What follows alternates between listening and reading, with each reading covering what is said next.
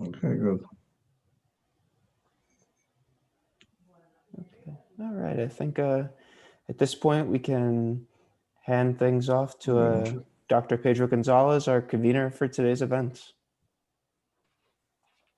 Muchas gracias. Buenos días o tardes, según sea el caso. Bienvenidas y bienvenidos.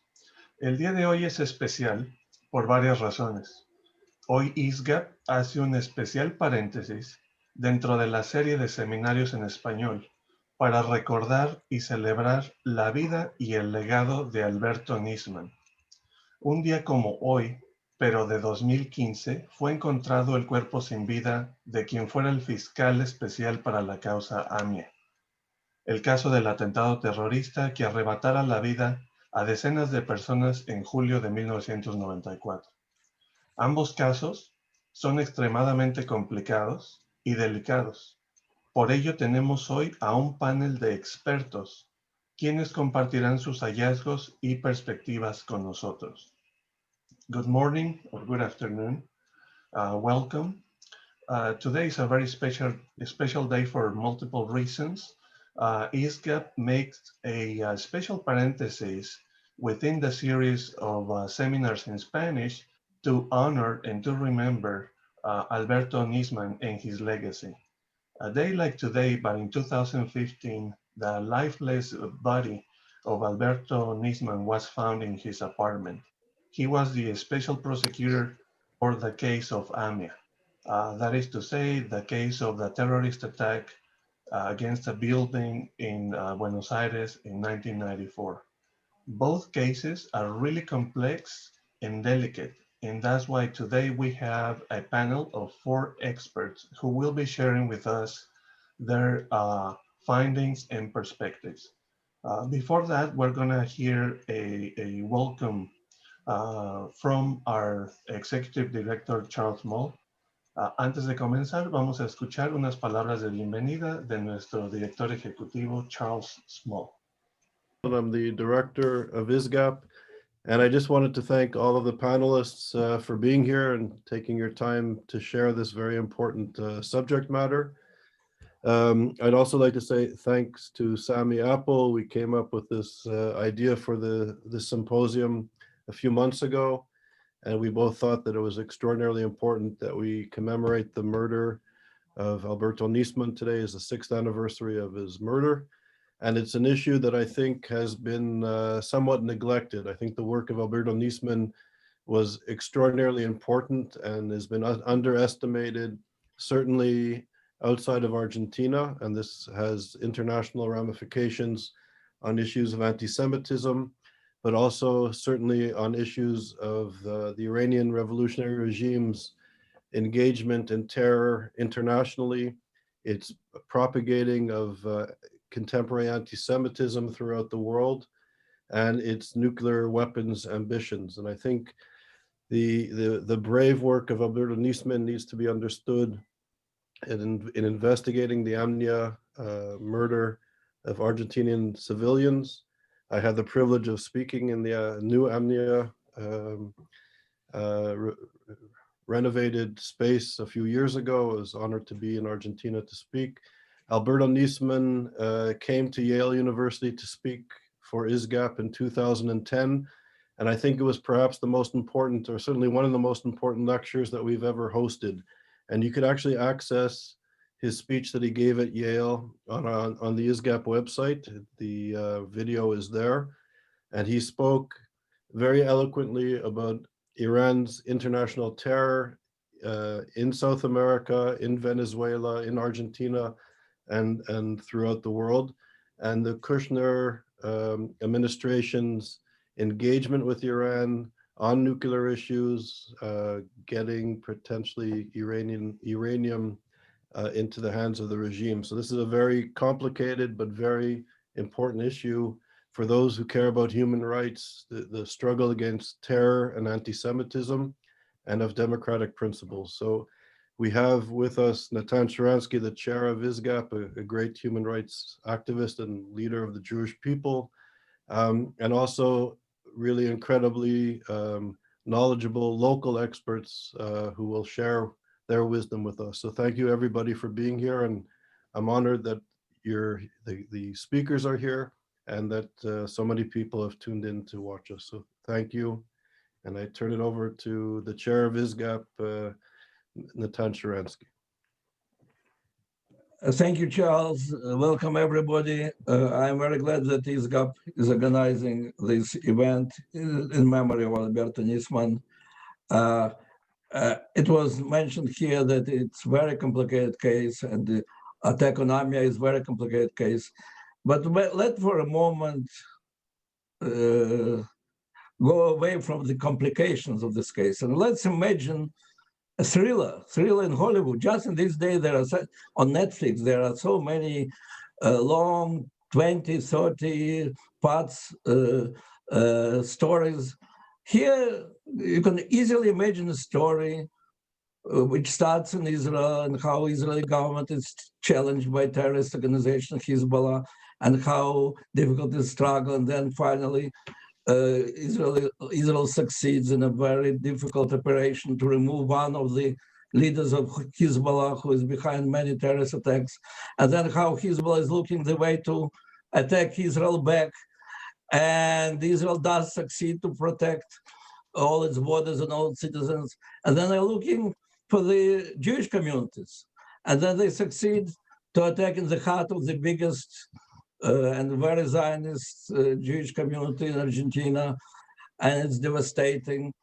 And then there is investigations with the help of Israelis, with the help of other forces, and they bring this to the leaders of Iran. And then Argentine government is cooperating and not cooperating, or less cooperating, retreating, whatever, from these investigations.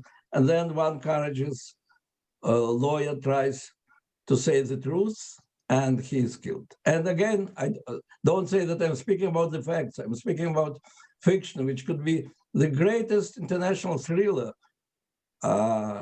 Unfortunately, the one who was in Israeli government on many discussions, and who was the minister of the head of Jewish agency, meeting with the Argentinian Jewish community in AMIA on many occasions. And the one who was speaking with Hector Timerman just in the times when Argentinian government was trying to make a deal with Iranian government, and heard all the arguments around it. And then was hosting the Jewish agency, the journalist who really had to escape Argentina, because he was the first who brought this accusation about that it was not suicide, that it was a killing.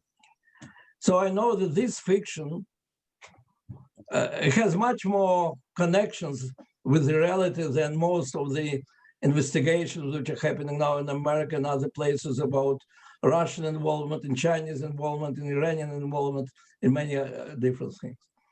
And for us, what is important, not only the drama of this and the personal courage of Alberto Nisman, what is important for ISGAP is that maybe in this case, this new anti-Semitism, fighting Israel, and old anti-Semitism, working against the interests of Jews and Jewish communities, came closer than in any other case that I know. And we are just now in the middle of the struggle, trying to convince that we can defeat anti-Semitism only if we challenge it on all the fronts. On the front of those who hate Jews, and on the front of those who hate Israel. And that's what makes this case so unique, so important. And the seminar in the memory of Alberto Nisman is, of course, is more than actual today. And thank you for all who prepared the seminar. And I hope it will be interesting and fruitful and deep discussion. Thank you. Continuamos. Iba a hacer el comentario sobre la traducción si necesitan. Ahorita debe de estar ya funcionando. Lo que yo digo en español debe de estar siendo traducido al inglés. El primer panelista es Waldo Wolf.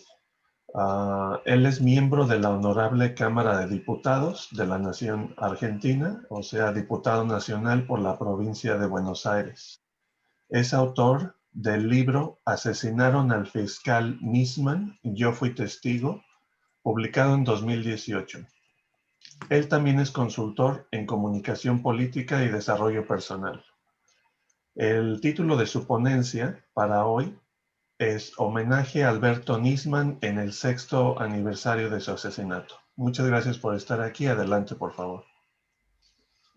Gracias, Pedro. ¿Me escuchan bien? Sí, adelante. Bien. Gracias. Un privilegio, además, compartir este panel con gente tan prestigiosa y algunos amigos también, ya que llevamos unos años espalda con espalda, codo a codo, trabajando en la búsqueda de la verdad, cada uno con sus características, con su impronta, con su naturaleza. Pero bueno, en esa diversidad está la fortaleza nuestra de que cada uno deje lo que puede. Yo siempre digo que el libro que escribí, cuando me preguntan de qué fui testigo,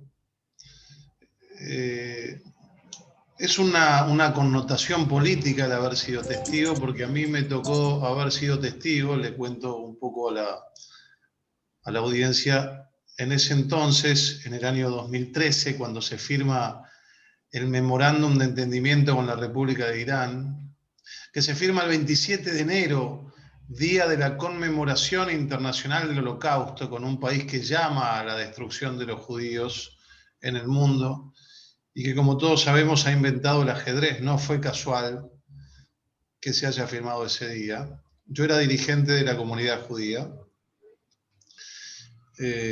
bastante más joven que hoy, tenía 10 años menos, o un poquito, 8 o 9 años menos, pero además más ingenuo, porque después me metí en la política nacional y me tocó ver de los dos lados del mostrador, como decimos aquí, las posiciones del poder, del gobierno actual, etc. Y me tocó ser testigo, al igual que ahora, de una época en la que la intimidación, el hostigamiento, la amenaza, el apriete al que piensa distinto es moneda corriente. Alberto Nisman fue un hombre venerado, apoyado por el gobierno de la familia Kirchner. Néstor Kirchner es quien lo nombra en el año 2004 fiscal de la unidad fiscal AMIA para investigar la causa, y él es quien logra las alertas rojas avaladas por Interpol para pedir la captura de 5 iraníes acusados. Y en el año 2007, el presidente Néstor Kirchner asiste a las Naciones Unidas por primera vez con las alertas rojas vigentes y da un discurso absolutamente en línea con la posición de la justicia argentina, con la posición de las investigaciones internacionales, y continúa así hasta la muerte de Néstor Kirchner, que fallece en el 2010, el 27 de octubre, y al venir Chávez a la Argentina, Cristina Fernández de Kirchner hace un cambio rotundo de 180 grados y se alinea con el eje bolivariano, iraní, chavista, y la Argentina se vuelve un aliado de esos regímenes. Ahí es cuando la suerte del fiscal cambia y comienza a ser perseguido, investigado, y cuando hace la famosa denuncia, el 14 de enero del año 2015, comienzan a ventilarle su vida privada, a mentir acerca de él, a decir que tenía alcohol en sangre el día de su muerte, a decir que a exhibir su vida privada con fotos con mujeres que tenía derecho a tenerlos, porque además de tener derecho como cualquiera que quiere tener vida privada, en el caso de él más aún porque era un hombre que estaba separado. Así que el ser testigo es ser testigo de una época. Recuerden ustedes, y es algo para recordar permanentemente, la dirigencia de la comunidad judía fue imputada por traición a la patria. No hay un solo antecedente en el mundo occidental después de la guerra, en países democráticos, donde presidente, vicepresidente y secretario de la institución central de la comunidad judía argentina, una de las más grandes del mundo y la más grande de Latinoamérica, junto a periodistas judíos, eminencias, tal vez muchos de quienes están ahí no los conozcan, pero eminencias como el doctor Sabzai, un constitucionalista prestigioso, el filósofo Santiago Kovatlov, el doctor y escritor Marcos Aguinis, junto con la dirigencia, nos armaron una causa por traición a la patria porque decían que nosotros recibíamos órdenes de Paul Singer para apoyar a Alberto Nisman y perseguir al gobierno de Cristina Fernández de Kirchner. Razón por la cual ese es mi testimonio. El fiscal Nisman era una persona normal. Estos días aquí en la Argentina se exhibe una cuenta no declarada que tenía en el extranjero, como si esto fuera motivo para matarlo. Recordemos que a la hija de la presidenta de la Nación de aquel entonces, actual vicepresidenta, le encontraron $5 millones en una caja de seguridad, y que la presidenta de la Nación de aquel entonces en nuestro país, hoy vicepresidenta, está acusada por ser jefa de una asociación ilícita, acusada por 31 empresarios que le llevaban la coima, el soborno de la obra pública a su casa.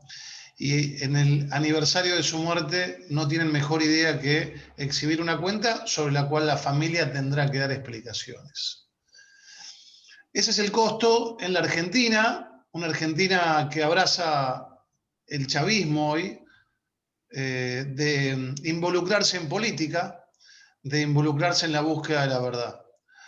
Por eso yo creo que el principal homenaje primero es reconocer que era un hombre con defectos como cualquier otro, pero sin duda un hombre comprometido, profesional, y que trabajó de manera muy diligente por el esclarecimiento del atentado de 1994. De hecho, aquellos que lo denostan, sepan que durante los más de 10 años que estuvo en la causa, él nunca recibió una denuncia ni por incumplimiento de los deberes de funcionario público, ni algún pedido de apartamiento, ni una recusación. Nunca, nadie le pidió el apartamiento. Ahora, en este afán y esta característica que tiene el chavismo, kirchnerismo, quieren reescribir la historia diciendo que él no trabajaba, y esto es absolutamente mentira. Quienes lo conocimos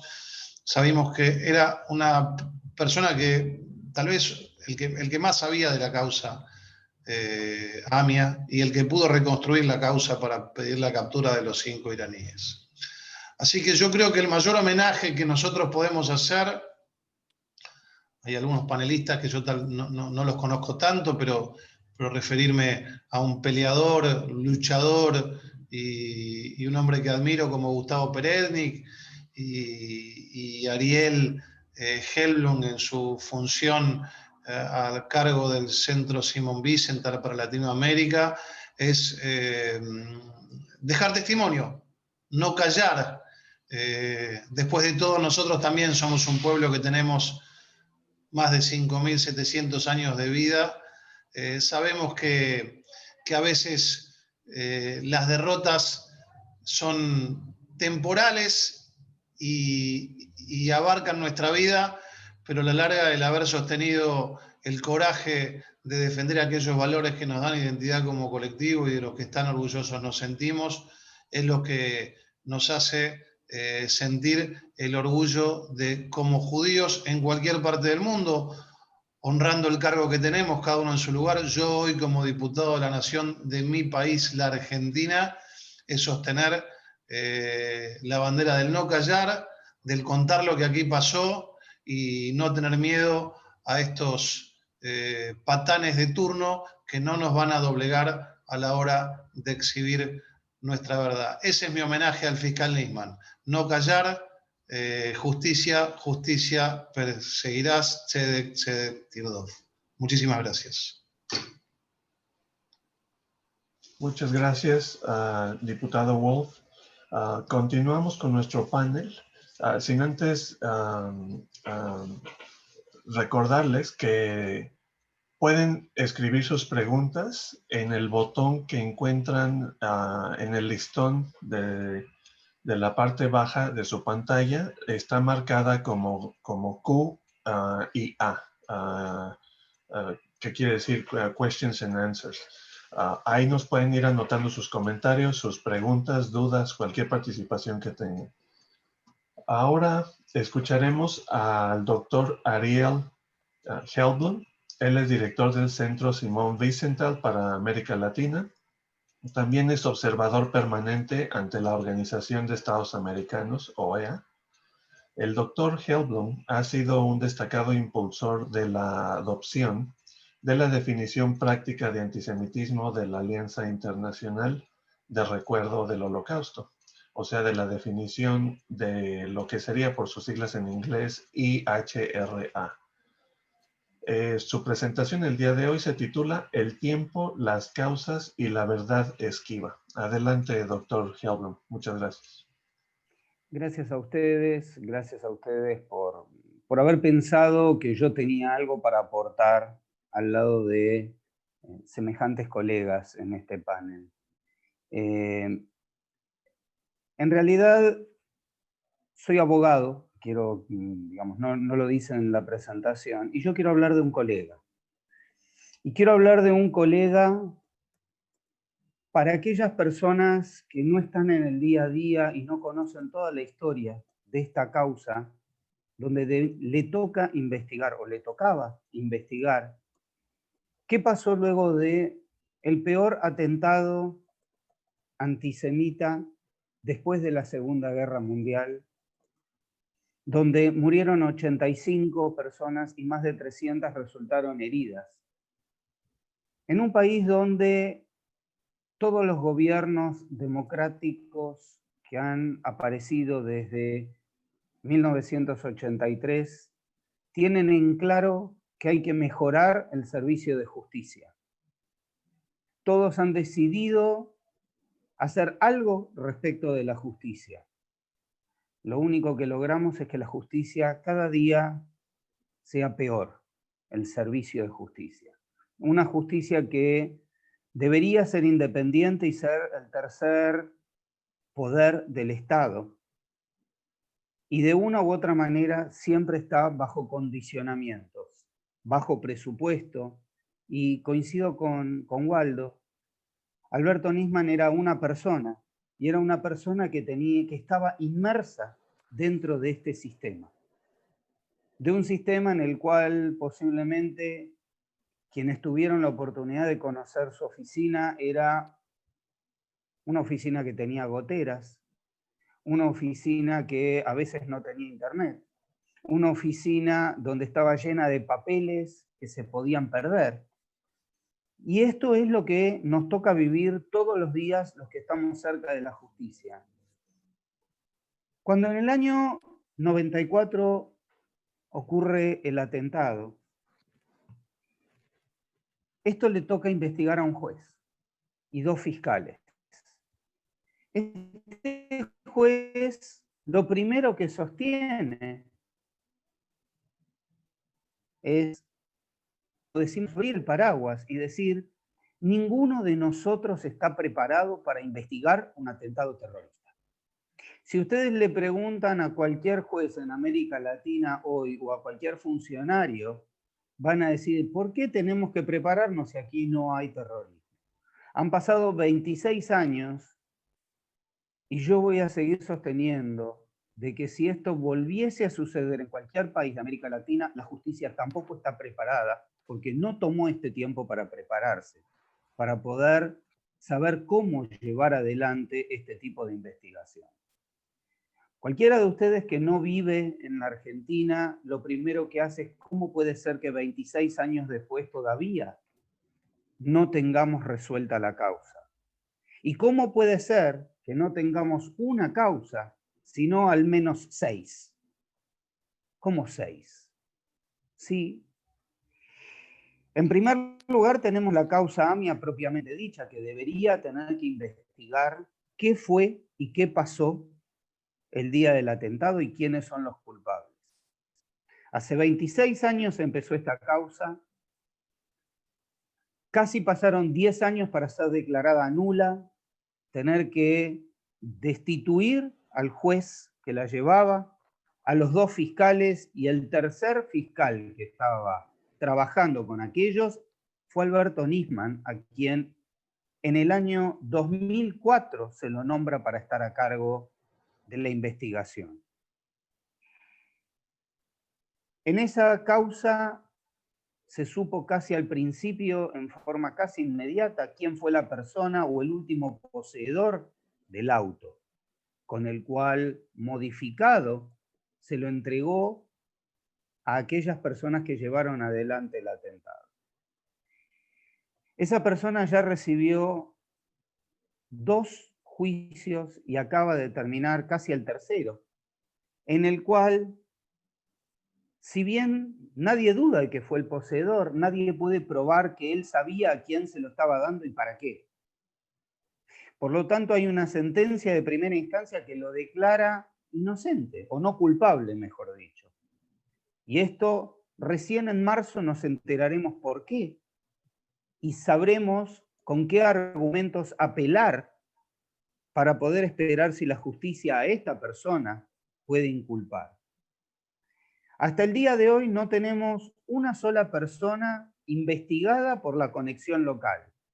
Aquellos iraníes que planificaron, sostuvieron y idearon un atentado necesitaron de ayuda local. No hay un solo investigado por esta situación. Para poder juzgar a los iraníes que son sospechosos, y reitero, podemos estar muy convencidos de su culpabilidad, pero todavía para la justicia son sospechosos, y sobre los cuales recaen alertas rojas de Interpol, tenemos que esperar si en algún momento se les ocurre salir de Irán y alguien los detiene para poder ser juzgados, o bien trabajar en el Instituto del Juicio en Ausencia. Hasta hace muy poco, en diciembre, hemos visto cómo Francia juzgó a los acusados por los atentados de Charlie Hebdo y el Hypercacher. 2 de ellos fueron juzgados en ausencia. Poco más de 5 años después. Antes de cumplirse el 6º, hay condena. Nosotros llevamos 26 y seguimos esperando. Hubo un segundo juicio. Un segundo juicio en el cual se investigó por qué y quiénes le pagaron dinero a Tejeldín, a este hombre que tenía y que fue el último poseedor del auto, para que inculpe policías que estuvieron 10 años presos y que nada tenían que ver con la causa. En ese juicio se investigó todo tipo de encubrimiento, de por qué todas las pistas locales o la gente que tuvo que ver con ese atentado no fue investigada. ¿Por qué a lo largo de todo ese tiempo todas las grabaciones se perdieron? ¿Por qué papeles se echaron a perder? ¿Por qué pruebas fueron mal hechas o en contra de la ley? Tenemos la denuncia que Nisman dejó dejó lista para iniciar, la cual 48 horas después y sin ningún tipo de ordenamiento de prueba, un juez desestimó. Y tiempo después se volvió a tomar y es la que hoy todavía está investigando gente que tenía que ver o que tenía relaciones con el gobierno y que permitieron ver si en ese memorándum de entendimiento existió o no algún tipo de delito que tenga que ser investigado. Por supuesto, la quinta causa es la muerte del fiscal. Hoy sabemos que fue asesinado. Y sabemos que fue asesinado por el puesto o por la función que cumplía. Si nosotros pensamos que en poco tiempo podremos tener resultados, yo dudo. Dudo que se pueda saber quién fue. Dudo que se pueda averiguar razones o que se pueda encontrar algo más. Y encima tenemos, como decía Waldo, causas que se abren hoy sobre él y sus familiares para tratar de ensuciarlos y que yo digo, de haber sido o haber tenido determinados elementos, ¿por qué no se usaron para destituirlo cuando él estaba en vida y que se pueda defender? Todo eso sumándose a lo que cada gobierno a lo largo del tiempo quiso hacer para mejorar o desmejorar o intervenir para que esta causa no se pueda saber. El tiempo, 26 años, yendo para el 27º. Las causas no es una, son más de 7. Y la verdad se sigue escapando. No sé si nosotros vamos a poder saber, si vamos a poder cerrar este ciclo dando satisfacción a la memoria de las víctimas.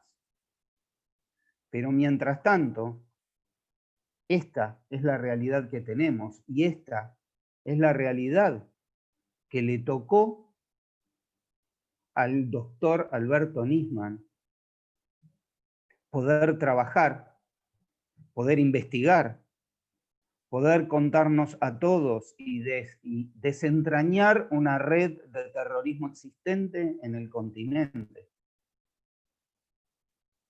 Si vamos a saber la verdad o no, tendremos que seguir esperando. Nuestra tarea es seguir peleando para que esto pueda algún momento cerrarse. Gracias. Muchísimas gracias, doctor Hellblum. Vamos adquiriendo elementos y referentes para tener una discusión al final de todas las ponencias. Ya veo que hay preguntas muy interesantes, comentarios muy interesantes a los que les vamos a dar trámite al final. Así que muchísimas gracias. Continuamos ahora con Gustavo Daniel Peretnik. Él es escritor y filósofo. Por su cercanía personal con el fiscal Alberto Nisman, él se inspiró para escribir 2 libros sobre el fiscal. El primero, Matar sin que se note, que trata de la labor de Nisman para descifrar el caso AMIA. Y un segundo libro, Morir por la Argentina, que aborda el tema del asesinato de Nisman. A continuación escuchamos su ponencia, La prioridad del nismanicidio. Muchas gracias, profesor Peretnik. Adelante.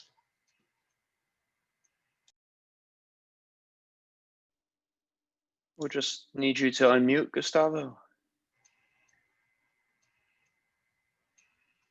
El micrófono está cerrado. Decía que quería agradecer al ISGAP por este panel tan prestigioso. Me siento muy honrado de participar en él y agradecerles este homenaje a Alberto que nos abarca a todos, no solamente a los argentinos y no solamente a los judíos. Es único el panel, diría, por el hecho de ser internacional, porque el caso de Nisman obviamente ha trascendido las fronteras de su país, y así debe ser, porque en su esencia supone enfrentarse valientemente tanto al terrorismo iraní como a la corrupción local que se le hizo cómplice. Son esos 2 factores, la penetración iraní y la corrupción del gobierno argentino, los que llevaron a la tercera y última denuncia de Alberto, Zichrono Libraja, y a su consecuente asesinato. El mejor homenaje al legado de Alberto Nisman es, creo yo, difundir su trabajo. Tratar de que se enseñe en las escuelas, en congresos, en publicaciones. Mi sueño, que comparto con ustedes, siempre fue establecer un museo itinerante Alberto Nisman que recorriera colegios e instituciones. No me sorprende no haberlo logrado, ya que tampoco hay un museo del atentado a la AMIA o de la penetración iraní en general. Es muy poco lo que se realiza para esclarecer, explicar, enseñar sobre las denuncias de Alberto y sobre los atentados en Argentina. Y esa apatía facilita la difusión de mentiras sobre el tema, como si fueran legítimas opiniones. Por eso, el presidente argentino se permite admitir que se ha unido a la farsa del suicidio y así alimenta la confusión del público, que es parte de la campaña para garantizar la impunidad de Cristina Kirchner. Una campaña que desde el primer día es la prioridad número 1 del gobierno. Yo noté esa tendencia del presidente con motivo de su amistosa visita a Israel hace un año, cuando habló de su intención de investigar hasta el final el caso AMIA, hasta que se descubran a los culpables. Pero en rigor del caso AMIA, gracias a Alberto Nisman, ya conocemos quiénes son los culpables. Y toda declaración de querer volver a investigarlo, lejos de ayudar, en realidad nos aleja de saber la verdad. Querer investigar el caso AMIA significa en la práctica abandonar la denuncia de Nisman y alinearse con Cristina y los iraníes. Y para ser justos, digamos, no es solo el presidente, también la oposición en la Argentina. Una notable diputada hace 2 meses llamó al juez Daniel Rafecas el mejor candidato a ser procurador general de la nación. Les recuerdo que Rafecas es el culpable de que se enterrara la denuncia de Nisman a una velocidad desconocida en la justicia argentina. Un personaje siniestro. A mí no se me ocurre ninguno que sea un peor candidato para la procuraduría. Rafecas integra la misma banda de quienes hoy persiguen a la familia Nisman, con embargos, con acosos. No han avanzado ni un ápice en la investigación del asesinato de Nisman ni de su denuncia, pero son muy eficientes en lo que se refiere a perseguir a su familia. Ahora, pongamos un poco de orden en el asunto. Incluso Natan Sharansky trajo al comienzo cuánto desorden uno percibe, cuánta complejidad está íncita en el caso Nisman. Muchos lo han comparado, y no casualmente, con muñecas rusas. Las alertas rojas que tapan el asesinato de Nisman, que esconde la investigación sobre su denuncia, que esconde el memorando con Irán, que esconde los dictámenes previos de Nisman, que esconde el encubrimiento sobre el atentado a la AMIA y que esconde el atentado.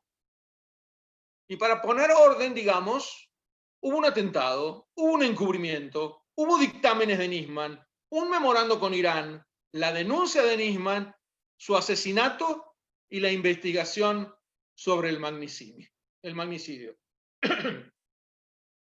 Pero ¿cómo podemos abarcarlo todo, estos 7 niveles o cuantos uno quiera poner? ¿Cómo podemos entender todo esto junto y más aún, esclarecer a partir de este entendimiento? Yo creo que de un solo modo, y es centrarnos en el final, que ilumina a todo el resto en retrospectiva.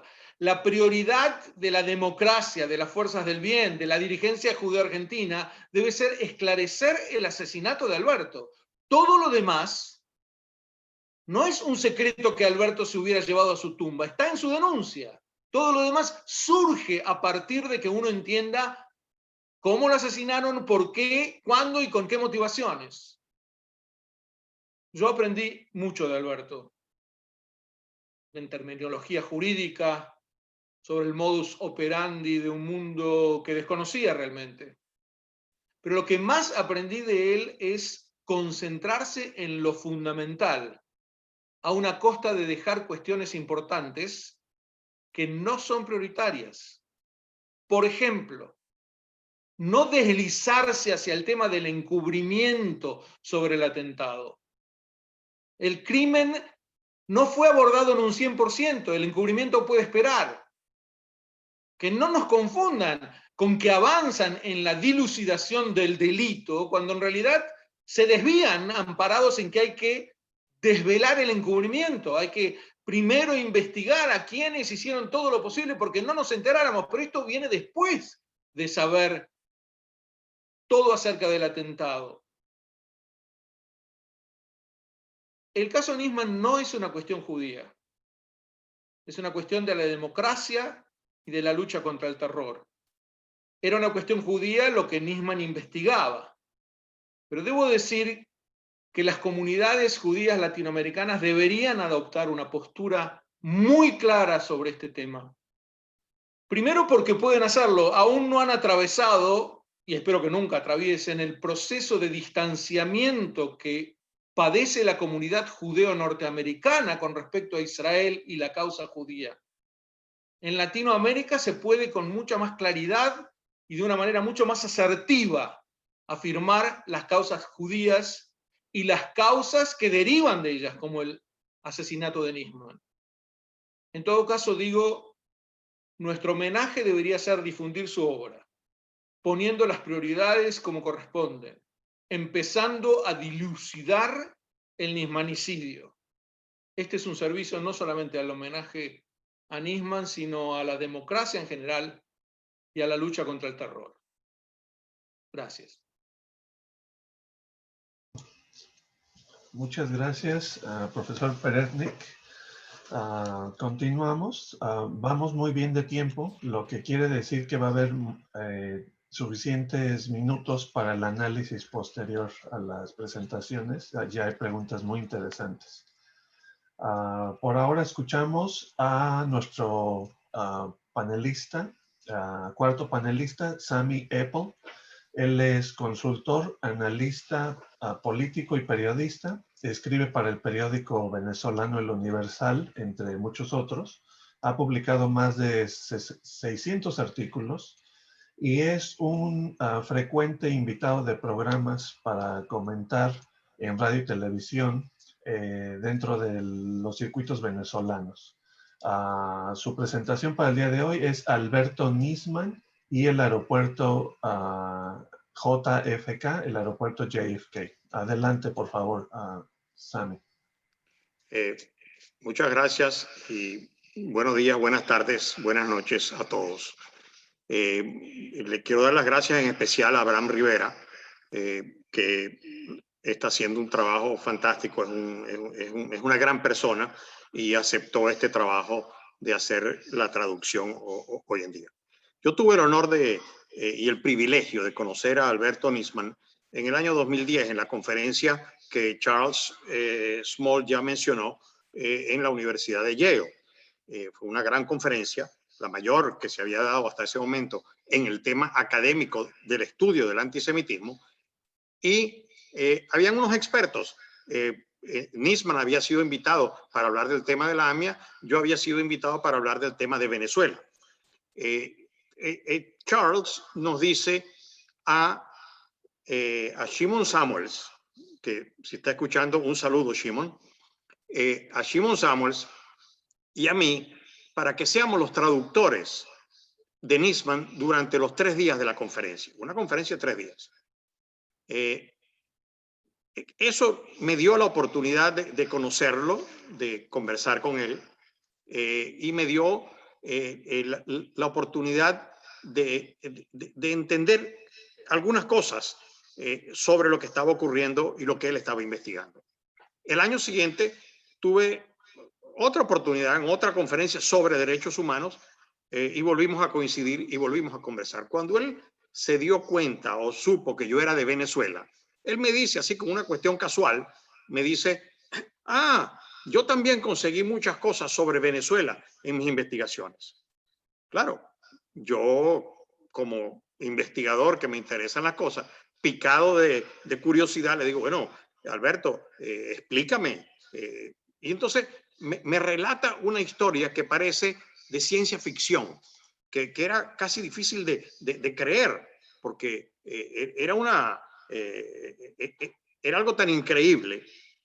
Y él me relata que él, investigando a uno de los principales involucrados en el atentado a la AMIA, a Mohsen Rabbani, él, investigando a Mohsen Rabbani, él consigue conexiones de Mohsen Rabbani en Guyana, en Trinidad, en Caracas y en Nueva York. Él se da cuenta, después de a lo mejor revisar que eso no tenía ninguna injerencia en lo de la AMIA y le pasa la información a los Estados Unidos o a la agencia de inteligencia. La agencia de inteligencia, sabiendo que Nisman era un investigador serio, se toman en serio lo que él pasa y se ponen a investigar a este grupo de personas, que por cierto eran todos radicales islámicos. Tanto en Guyana, uno hasta en Surinam, también Trinidad, en Caracas, basado en la embajada iraní en Caracas, y uno en Nueva York. Logran infiltrar a alguien, muy típico de las investigaciones americanas, logran infiltrar a alguien dentro del complot y lo descubren, y descubren exactamente lo que esa gente quería hacer. Lo que querían hacer era nada más y nada menos que volar el aeropuerto John F. Kennedy de Nueva York. Pero no es que querían poner una bombita o iban a meter algo en una maleta. No, no. Se estaba planificando colocar explosivos en los ductos y tanques de almacenamiento de combustible que van por todo el aeropuerto y por toda la zona del Bronx en Nueva York. O sea, estaban planificando una conflagración que ellos mismos la decían, porque esto fue grabado por el informante que logró introducirse, que ellos pretendían hacer algo tan grande, un atentado tan gigantesco, que iba a superar a lo de las Torres Gemelas.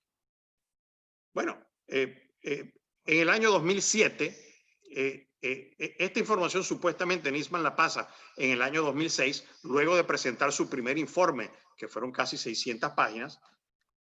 En el año 2007, el FBI o los servicios de inteligencia americanos se dan cuenta de que se han hecho conexiones, de que este grupo de complotados ha hecho conexión con un explosivista experto de Al Qaeda, por un lado, y por otro lado, con los iraníes, vía la embajada de Irán en Caracas, para conseguir el financiamiento y logística para eso. Deciden apresarlos, los apresan y los llevan los apresan, uno en Nueva York y los otros 3 en Trinidad. Trinidad los entrega, porque se trataba de un acto de terrorismo, los entrega, son juzgados en Nueva York, y típica cosa de esta, uno de ellos, que se llama Abdel Nur, tengo el nombre de los demás también, pero no quiero extenderme en eso. Abdel Nur decide cooperar con la justicia americana a cambio de que se le dé una sentencia más leve. Y él es el que, digamos, relata todo el cuento y todos los detalles de la información. O sea, esto no es que fue una cuestión, por lo tanto, no hubo necesidad de nombrar a Nisman en el juicio. Porque si vamos a revisar, como yo lo he hecho, todo el juicio que duró desde el año 2007 hasta el año 2011 a estos complotados, no vas a conseguir nada que diga Nisman. Por lo tanto, a mí también me parecía algo casi fantasioso cuando Nisman me lo cuenta. Digo, bueno, caramba, pero ¿será que Nisman simplemente se enteró de esto y él decidió, no sé, apropiarse de esto? Bueno, me quedó la curiosidad, o sea, la curiosidad periodística de cuál era cuál era el ángulo, digamos, Nisman en esto. Interesantemente, a este señor Abdel Nur, hace un mes, el 20 de diciembre, lo liberan y lo extraditan a Trinidad, porque él cumplió sus 15 años, que no cumplió 15, cumplió 13 años, pero él fue condenado a 13 años de prisión, perdón, a 15 años de prisión, mientras los otros complotados fueron condenados a prisión perpetua. Entonces, uno dice, bueno, esto no ocurrió y entonces no se le da importancia. Hay que darle la importancia porque esto hubiese sido un atentado terrible que estaba a punto de ocurrir. el complotado de Nueva York, por ejemplo, él era empleado del aeropuerto y había conseguido los planos, o sea, los planos de las tuberías y de los tanques, todo eso existía, todo eso estaba. Ellos habían logrado y el explosivista que habían contactado sabía exactamente dónde iban a colocar cada explosivo para lograr una conflagración impresionante. Bueno, yo me quedo con la duda, obviamente, y entonces pasan los años, a estos señores los condenan, a Nisman lo asesinan, y en el año 2016, yo tengo una reunión sobre el tema del terrorismo en el mundo y particularmente en Latinoamérica. Y me siento en una mesa donde habían algunas personas que obviamente ya no eran parte del sistema de inteligencia americano, sino que ahora se dedicaban a trabajar en think tanks, centros de pensamiento, etcétera, etcétera. Y cuando se enteran que yo soy de Venezuela, me preguntan, bueno, ¿qué tal? ¿Cómo están las cosas con Hezbollah en Venezuela? Y yo lo que les relato, les digo, bueno, ¿y qué tal el caso de Nisman? Que Nisman descubrió esto y tal. Y la gente se quedó callada. Todos sabían del caso, obviamente, y todos sabían de Nisman. Pero es que resulta que hay como un protocolo, como un código secreto entre investigadores de no nombrar la fuente. Aunque la fuente haya fallecido, no la nombran.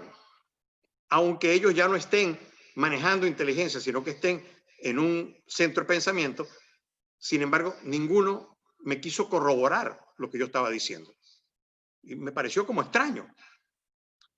Una de las personas que yo conocía al final de esa reunión me consigue en el pasillo y me dice, mira, Sammy, ven acá, aquí entre tú y yo.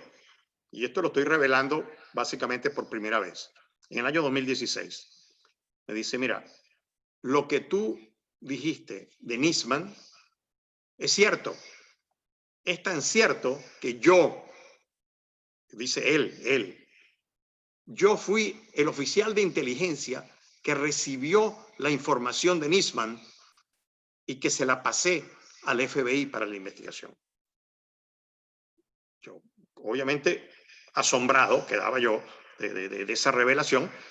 Y él me dice, y lo digo yo ahora también, él me dice, la conclusión de esto, señores, es que los Estados Unidos le deben una inmensa deuda de gratitud a Alberto Nisman. Porque si no hubiese sido por él, a lo mejor este atentado se hubiese llevado a cabo y hubiese tenido una gran conflagración y una gran cantidad de muertos. Entonces, repito, este país, Estados Unidos, está en deuda con Nisman, por lo que Nisman hizo, por lo que Nisman descubrió, porque Nisman no descubrió el complot, él descubrió que había algo raro y lo pasó. Si él no descubre eso, este complot a lo mejor no hubiera sido descubierto y hubiéramos tenido una gran tragedia. Muchas gracias.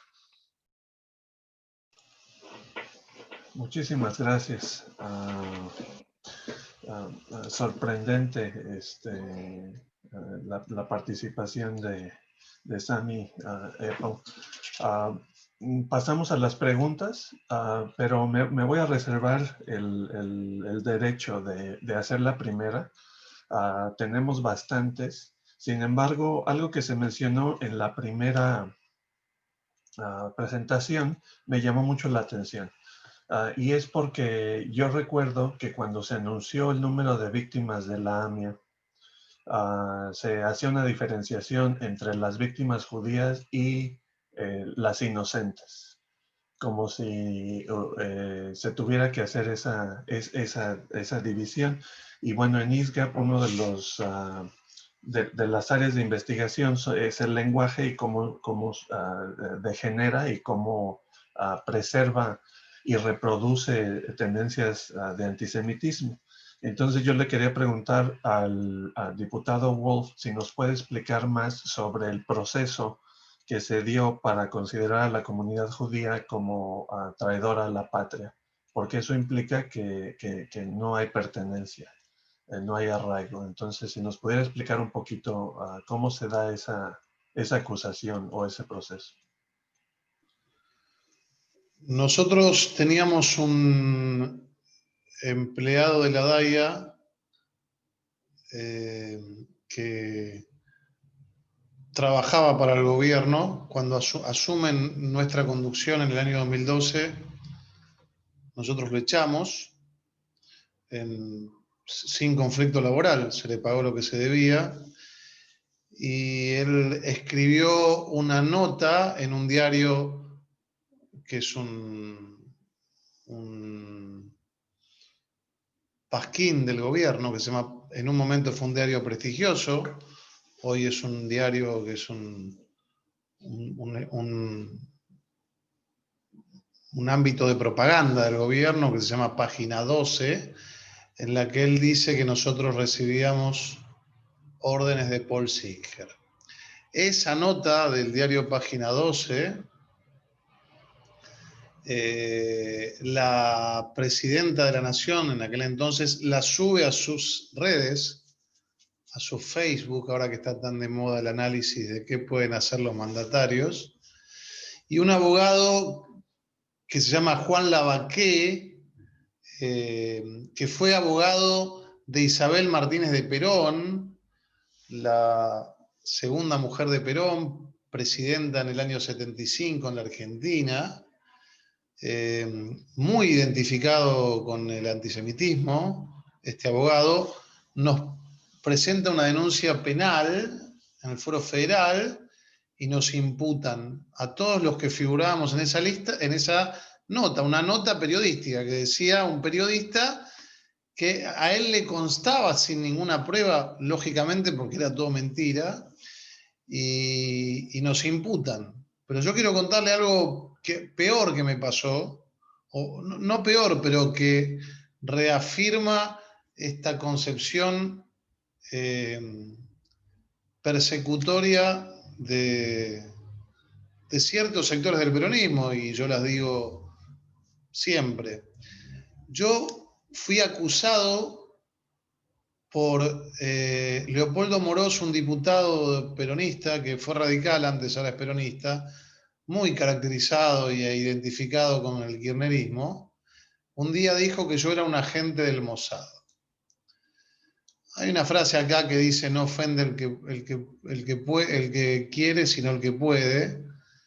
Y la verdad que, bueno, yo dije claramente, le presenté una denuncia en el Instituto Nacional contra la Discriminación, porque por el único motivo que yo podría ser un agente del Mossad es porque soy judío. No dijo que yo espiaba para Paraguay o para Francia, sino que espiaba para Israel. Y bueno, no hace falta que le diga a ustedes, y hay eminencias acá, de que la extranjerización del judío es una de las formas más antiguas del antisemitismo, más allá de remitirnos a tiempos bíblicos, remitirnos al caso Dreyfus. Pero lo grave es que yo lo denuncio a él y todo el bloque de diputados peronistas sale a respaldarlo, diciendo, bueno, que era una opinión de él y que esto no constituía un hecho de antisemitismo. Así que yo quiero decirle que el kirchnerismo, que hoy es quien lidera el peronismo, tiene un componente de no estar siempre al que piensa distinto, a cada uno con sus características o sus atributos. Como yo soy judío, un judío activo, abierto, ellos necesitan instalar esta clásica falacia y diatriba histórica, medieval, sumamente antisemita, que yo trabajo para otro país Y yo siempre digo, y cierro con esto, a ellos les molesta mucho y la verdad que tengo un amor muy particular porque yo disfruto mucho que les moleste.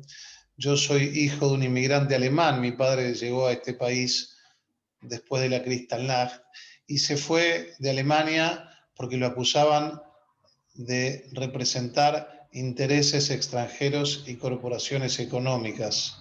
Las mismas acusaciones que el peronismo me hace a mí, y yo me defiendo con la misma valentía y coraje que me enseñaron mis maestros a defenderme contra aquellos que profesan valores del nazismo y ellos, aunque no les guste que se lo diga, los profesan desembosadamente.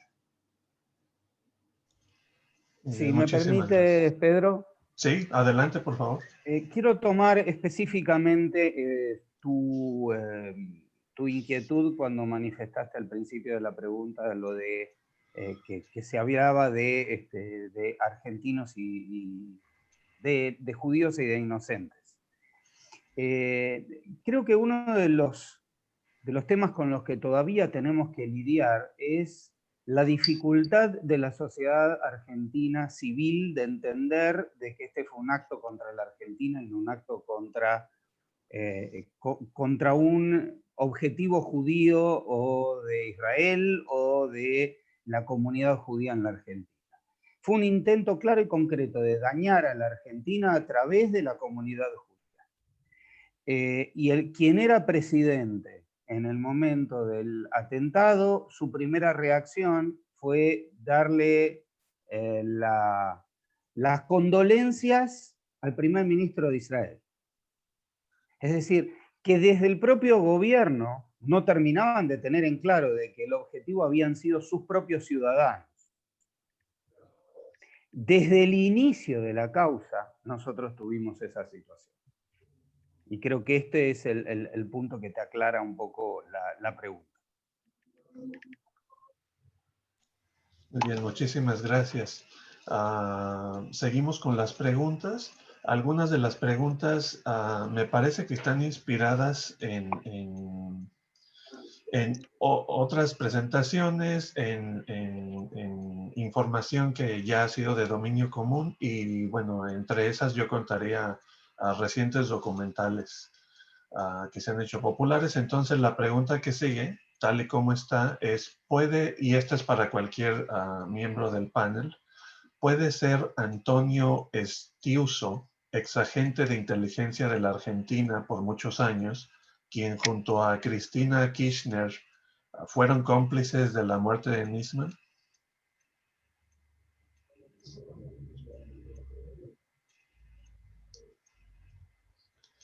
Ok.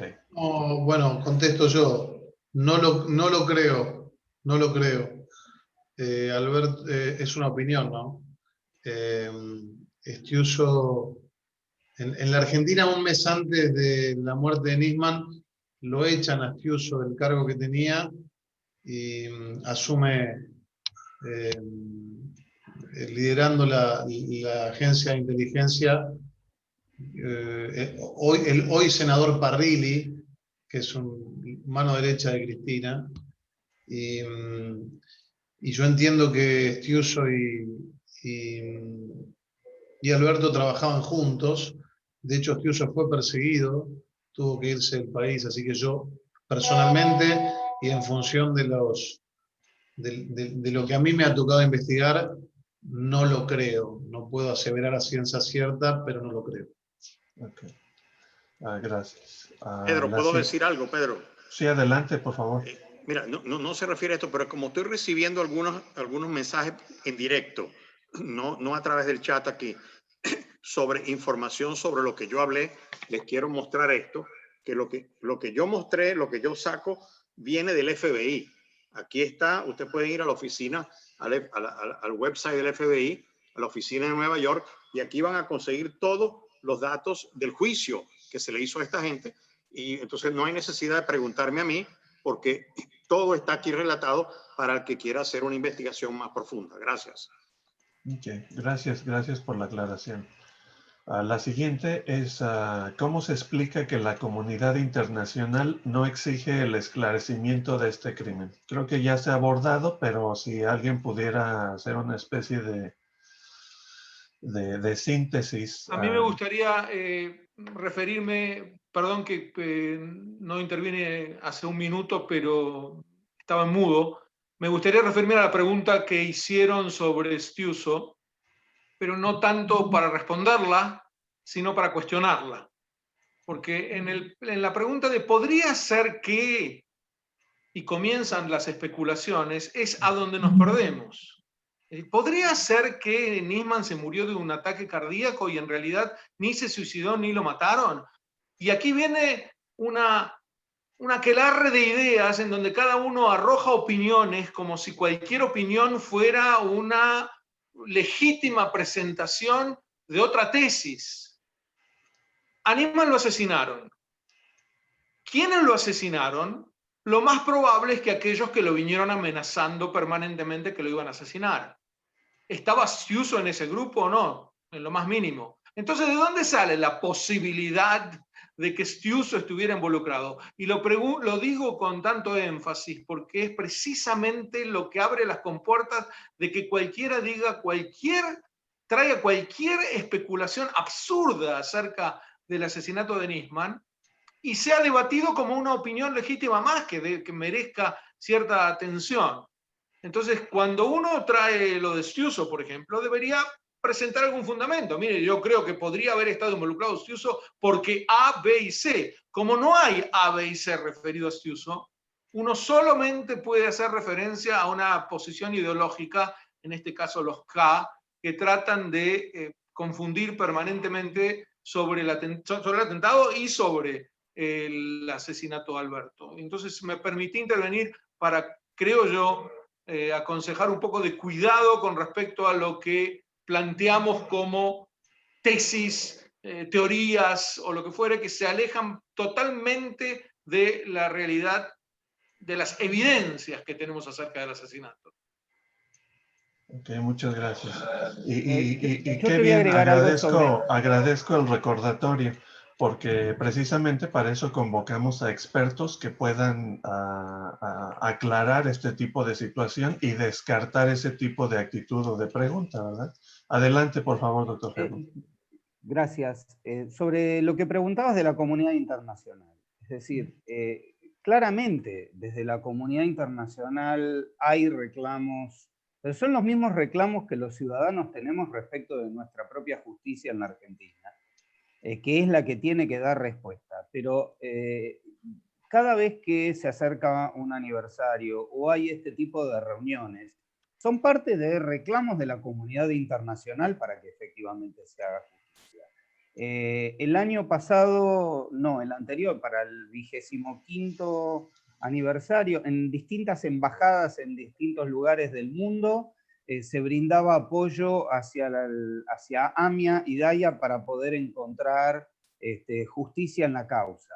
Para el 24º aniversario, el doctor Samuels, a quien Sami nombró director de Relaciones Internacionales del Centro Wiesenthal, me invitó para que pueda esto mismo que estoy explicando hoy sobre en cómo están las causas y de qué se trata cada una, explicarlo ante el Parlamento británico, en la Cámara de los Lores, donde nosotros nos llevamos un compromiso del Estado británico que si cualquiera de los iraníes pone pie en suelo británico será detenido a la espera de un pedido de extradición argentino. Pero quien tiene que trabajar es la justicia argentina.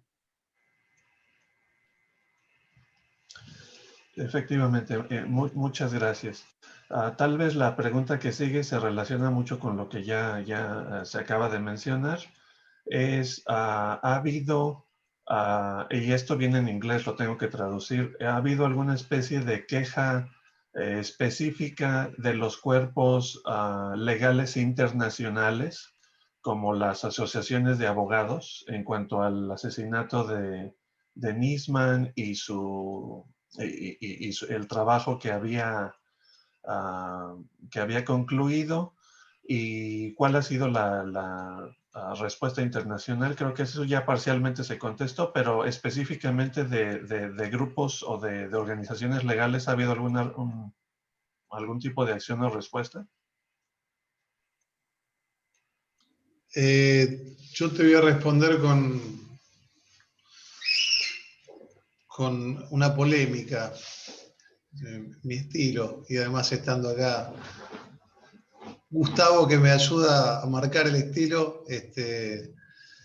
¿Cómo le vamos a pedir nosotros a los organismos internacionales? Gustavo nombraba a la diputada Elisa Carrió, denunció conmigo al juez Rafecas, pidiéndole juicio político y hoy pide que sea procurador. ¿Cómo le vamos a pedir nosotros al mundo que nos acompañe si hoy la DAIA está evaluando dejar de ser querellante en la investigación de la causa de Nisman? Decimos aquí que los platos sucios se lavan en casa, pero las cosas hay que llamarlas por su nombre. Hasta que la comunidad judía argentina, que hoy está, a mi entender, mal representada, y disocio a las personas de los cargos, no tengo nada personal contra ellos, todavía no le ha pedido explicaciones al presidente de la Nación. El presidente de la Nación ha dicho públicamente que la firma del memorándum con Irán fue un acto de encubrimiento.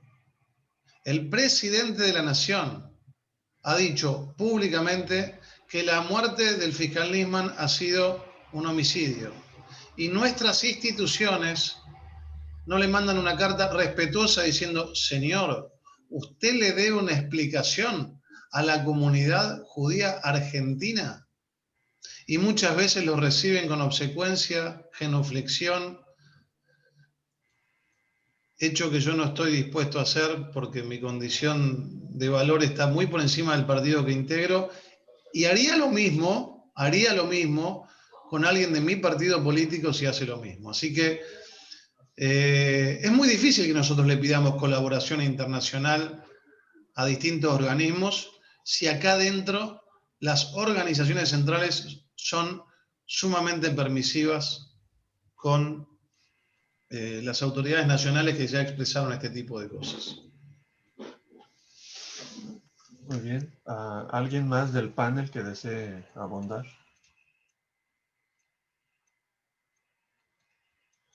Ok, entonces pasamos a la que sigue. Esta se refiere a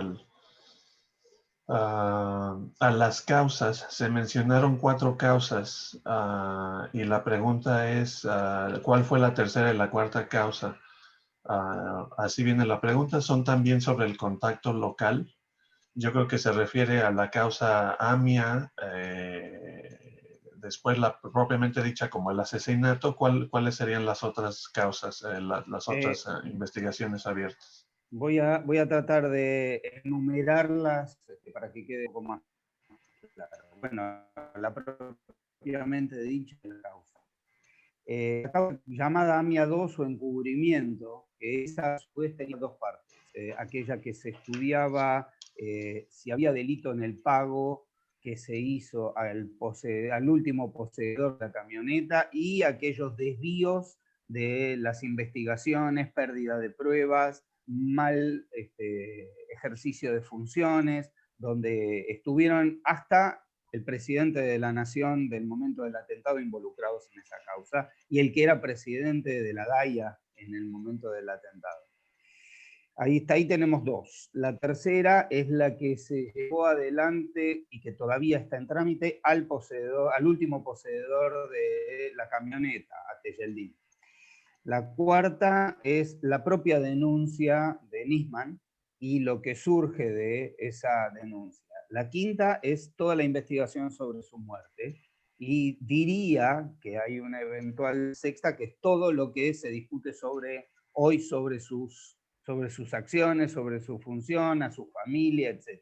Es decir, todo aquello, más, vuelvo a señalar, todas aquellas cuestiones políticas que no llegaron a causas, como por ejemplo, durante el gobierno entre 2015 y 2019 existió una unidad que debía investigar o que debía ayudar, y esa unidad AMIA termina siendo desintegrada en una pelea con el entonces ministro de Justicia.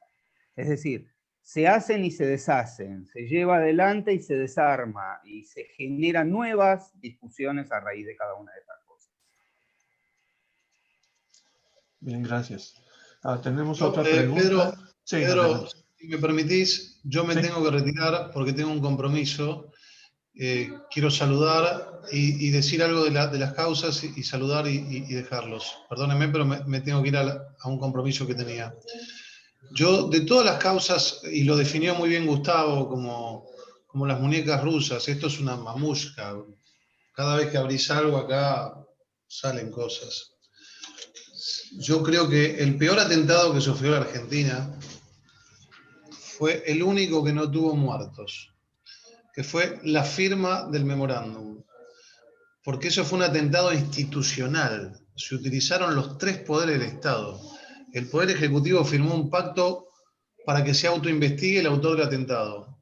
Encima lo firmó el día de la conmemoración internacional del Holocausto, con un país negacionista del Holocausto y que se llama la destrucción de los judíos. Utilizó el Congreso de la Nación. El Congreso de la Nación fue partícipe necesario del encubrimiento a los autores del atentado.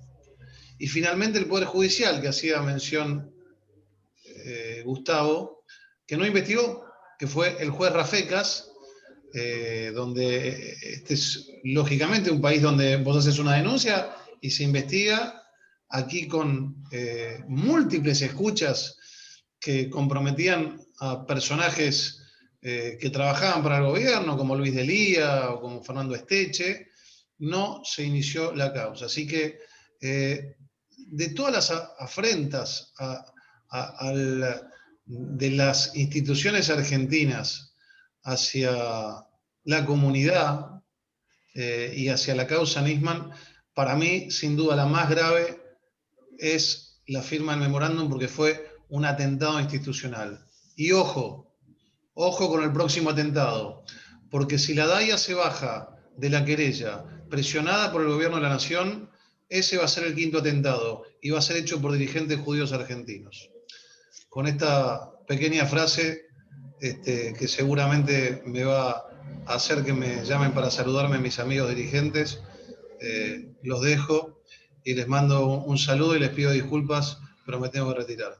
Gracias por el compromiso, un placer y un privilegio compartir con ustedes este panel. Hasta luego. Muchas gracias. Hasta luego.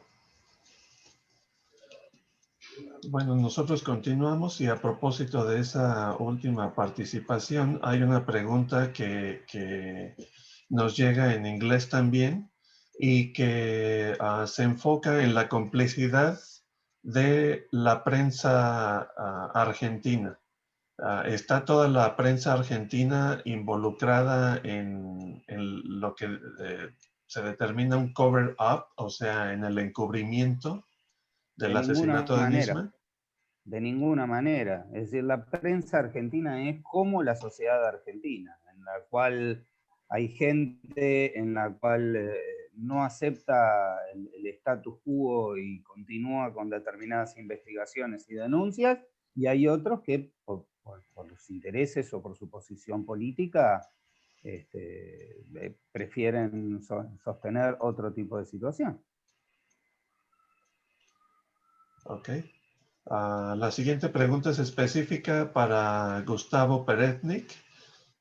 Dice, no entiendo sobre el distanciamiento de la comunidad judía en Norteamérica. ¿Podría darnos un ejemplo? Sí, por supuesto.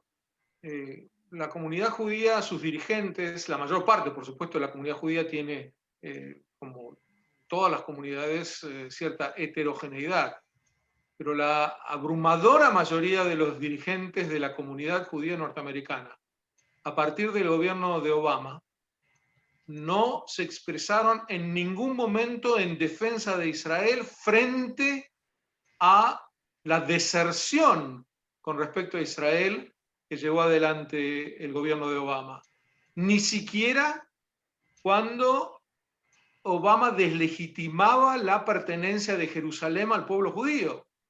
Hicieron incluso congresos que habitualmente llevaban a cabo en Jerusalén, los pasaron a Tel Aviv para demostrar que ellos no estaban de acuerdo con que el presidente Trump hubiera trasladado la embajada norteamericana a Jerusalén, algo que todos los judíos del mundo deberían, y una buena parte así lo celebraron, con bailes en las calles. Era un acontecimiento histórico. Puedo darles muchísimos ejemplos, siempre referidos a un alejamiento sistemático que padece la comunidad judía norteamericana con respecto a Israel. Y de ellos se derivan muchos otros alejamientos. Y esto va a verse nuevamente en los próximos años con el nuevo gobierno, porque no tenemos por qué pensar que van a revertir esta postura. Yo no creo que haya muchos judíos norteamericanos, por supuesto que no israelíes, que no notan este paulatino divorcio. Estos son los ejemplos. La excepción es la GOA, pero que lamentablemente no es demasiado representativa en los Estados Unidos, pero que es bueno escuchar su voz, porque es una voz de disenso para con la dirigencia judía norteamericana que se aleja sistemáticamente de Israel y de la causa del pueblo judío en el mundo. Muy bien, gracias. ¿Algo que quieran agregar?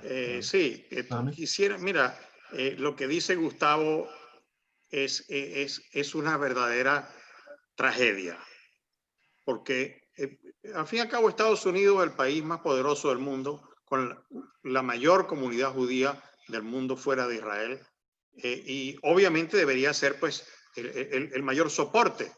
Y sin embargo, como bien dijo Gustavo, esto empezó a cambiar. Esto empezó a cambiar. Yo llegué a este país hace 5 años esperando de verdad otra cosa. Y me sorprendió muchísimo. Y en eso estoy total y absolutamente de acuerdo con Gustavo. O sea, es de verdad impresionante, impresionante cómo existe un divorcio entre o sea, hablar de sionismo en una organización judía normal aquí es casi imposible hoy en día. Las mentes han sido tan bravamente comprometidas en esto, además de lo que está pasando en las universidades americanas. Lo que está pasando en las universidades americanas es impresionante. Se le ha abierto las puertas de par en par al antisemitismo, ya no ni siquiera al antisionismo o al BDS, no, al antisemitismo de frente.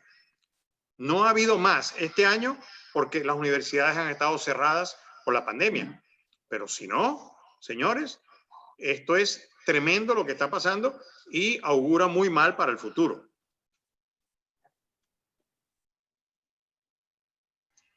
Pedro, Yes. Pedro, do you mind if I ask a quick question? No, sure, please go ahead.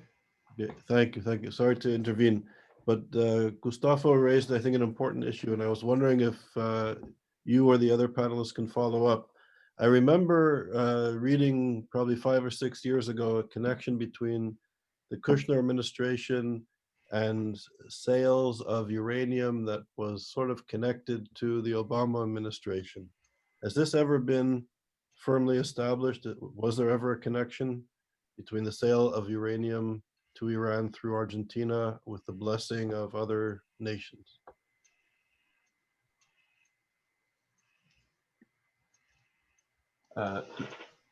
Bueno, la eso pregunta... es parte de lo que, sí, digamos, eso es parte de lo que debería tener que investigarse.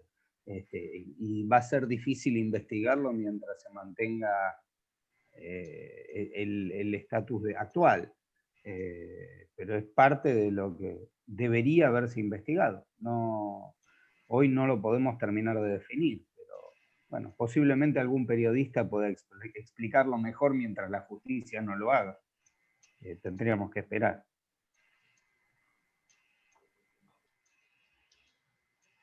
Muy bien. Hay otra pregunta que hacen directamente a Gustavo Peretnik.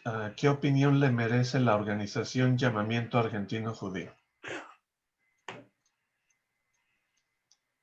La opinión es sumamente negativa. Es un grupo de descendientes de judíos que se alinean con el kirchnerismo más duro, una izquierda trasnochada que ya ha perdido todo fundamento ideológico y por lo tanto da manotazos anti-israelíes. Y me congratulo, lo que voy a decir ahora es una especulación, pero les voy a decir en qué la fundamento, de ser uno de los que contribuyó a que se pusieran ese nombre. Porque en un programa televisivo alguien me preguntó algo similar y ellos se llamaban en ese momento argentinos de origen judío.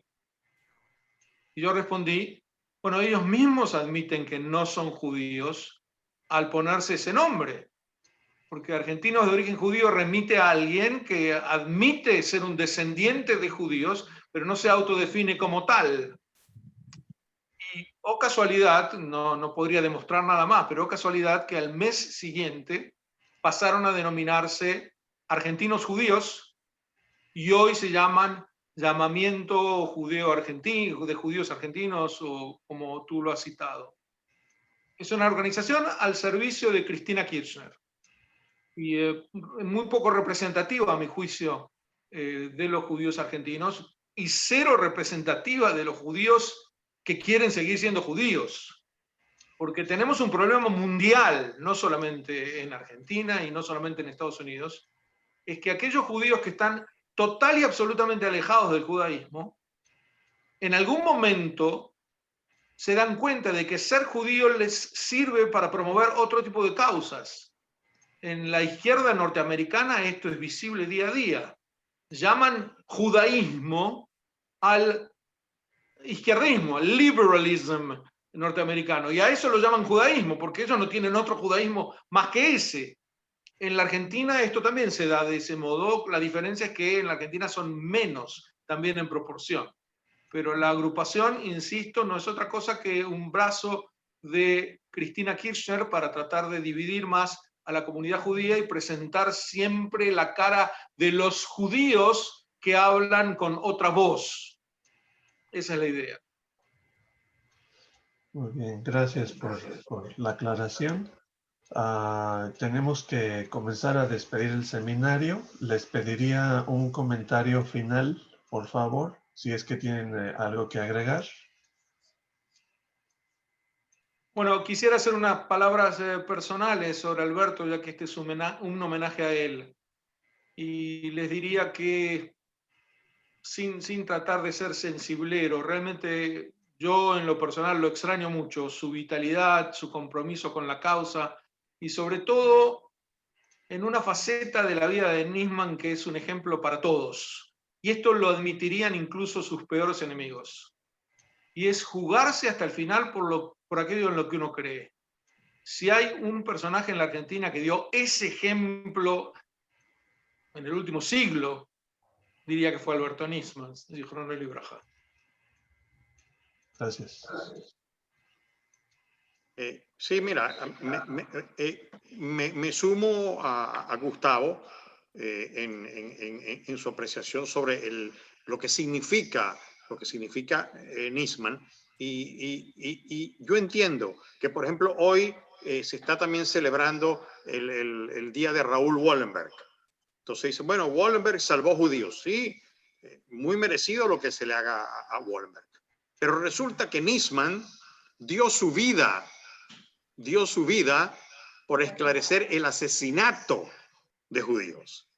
Entonces, eso es un nivel aún más alto. No quiero exagerar tampoco, pero me merece el mayor respeto del mundo, a su familia, a la gente que lo conoció, a la gente que lo quiso.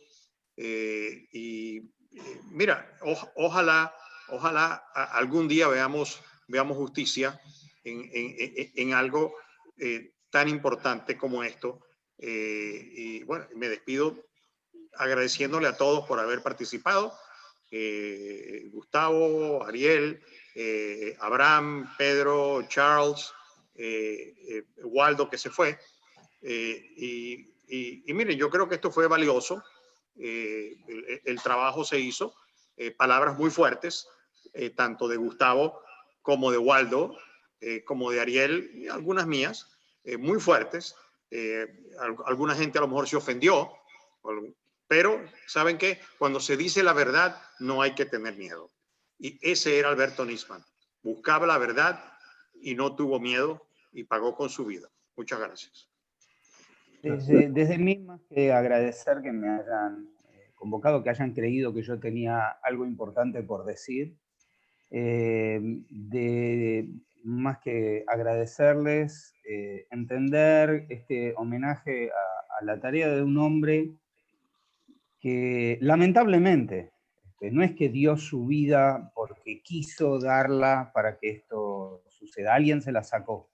Que aquellos, como todos nosotros, que hacemos nuestra tarea de una forma apasionada y que defendemos una causa, no tengamos que dar la vida para que, para que nuestras causas puedan tener éxito.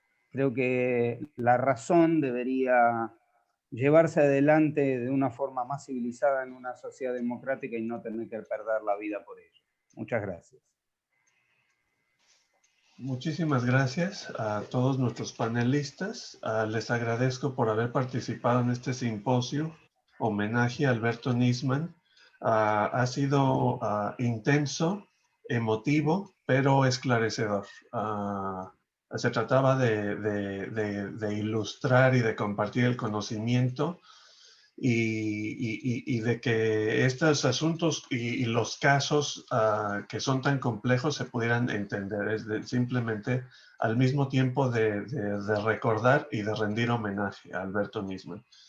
Les recuerdo que este simposio estará presentado en su totalidad grabado y lo pueden accesar en la página de ISGAP en la sección de videos. Ahí van a estar todos los videos de nuestros seminarios y de paso los invito a que nos acompañen el martes siguiente a las 11 para continuar con la serie de los seminarios en español.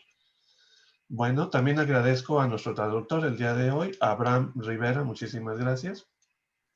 Les deseo que tengan una excelente semana y de nuevo mi agradecimiento. Que estén muy bien. Pedro? Hasta luego. And I would like to also mention, you can hear me, Pedro? Yes. I also, on behalf of the ISGAP team, I'd really like to thank Gustavo, Ariel, Sami, Waldo, and Pedro for a wonderful panel. And I know many people are watching, and some of them are very engaged and know the subject well. People like Shimon Samuels and Mark Weitzman and many others.